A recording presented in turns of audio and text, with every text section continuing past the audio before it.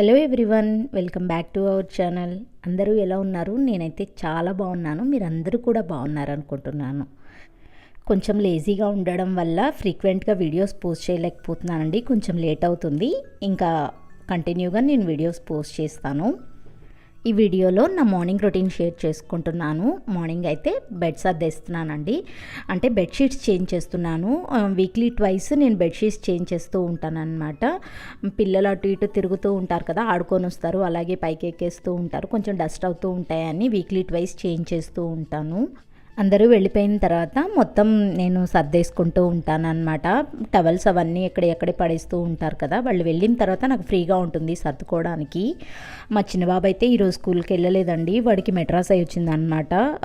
కొంచెం బయట అలాగే ఉన్నట్లుంది సిచ్యువేషన్. వాళ్ళ ఫ్రెండ్కి ఎవరికో వచ్చిందంట, అందుకని వాడికి కూడా వచ్చింది.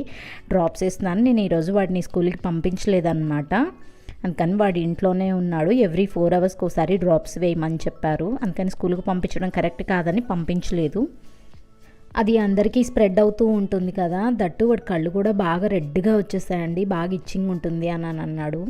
ఇంకా తర్వాత వాడు బ్రేక్ఫాస్ట్ అయితే దోశ చేశాను ఈరోజు. వాడు దోశ తిన్నన్నాడు, చాకోస్ కావాలన్నాడు. అందుకని వాడి కోసం చాకోస్ కల్పిస్తున్నాను. నేను యాజ్ యూజువల్గా రాగి జావే తీసుకున్నానండి. చెప్పాను కదా నేను మధ్య డైట్ చేస్తున్నాను అని చెప్పి నేను రాగి జావే తీసుకున్నాను. బాబుకి మాత్రం చాకోస్ కల్పించాను.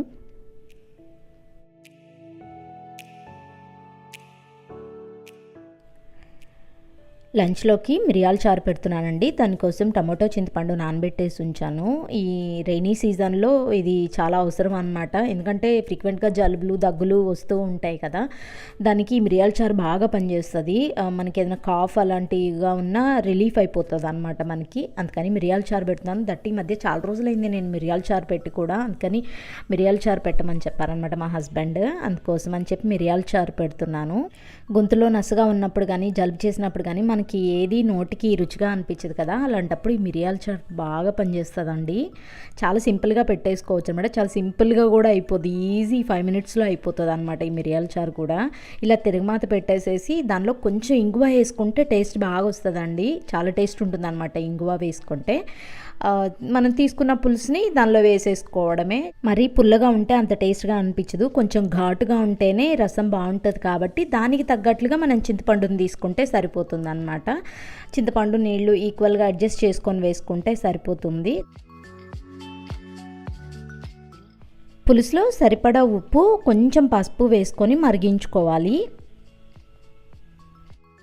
డైజెషన్కి కూడా ఈ రసం చాలా బాగా పనిచేస్తుంది. దీనిలో వేయడానికి మసాలా చేసుకోవాలి. అది ఎలా చేసుకోవాలో ఇప్పుడు చెప్తాను. దీనిలో 1 స్పూన్ జీలకర్ర, ఏమి వేయించాల్సిన అవసరం లేదండి, డైరెక్ట్ మిక్సీ పట్టుకుంటే సరిపోతుంది. అలాగే ఒక 1.5 స్పూన్ వరకు మిరియాలు, 1 స్పూన్ ధనియాలు, ఒక 4-5 వెల్లుల్లి రెమ్మలు వేసుకొని మిక్సీ పట్టేసుకోవాలి. మెత్తగా అవసరం లేదండి, కొంచెం ఇలా కోర్స్గా పట్టుకుంటే సరిపోతుంది అన్నమాట మనకి.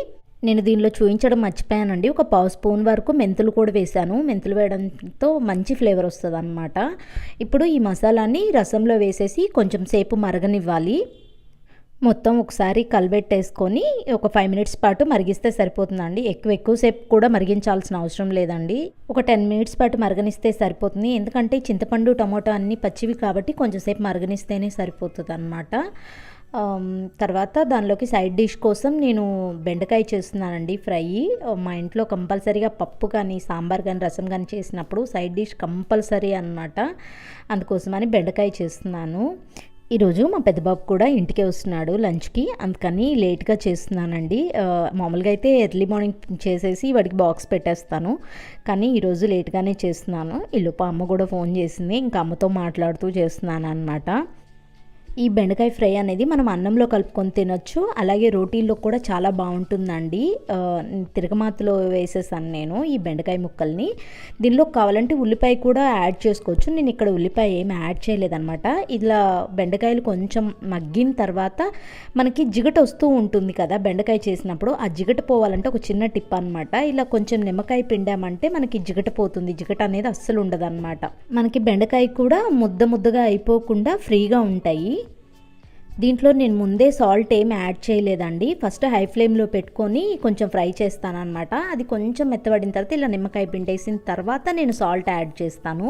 ముందే సాల్ట్ యాడ్ చేసామనుకోండి వాటర్ ఫామ్ అయిపోయి వెంటనే జిగట వచ్చేస్తుంది అనమాట. ఇవి వేయించుకునేలోగా రసం కూడా మరిగిందండి. ఇంకా రసంలో చివరిగా కొత్తిమీర తరుగు వేసేసి స్టవ్ ఆఫ్ చేసేసుకుంటాను. కొత్తిమీర వేస్తే టేస్ట్ చాలా బాగుంటుంది రసంలో.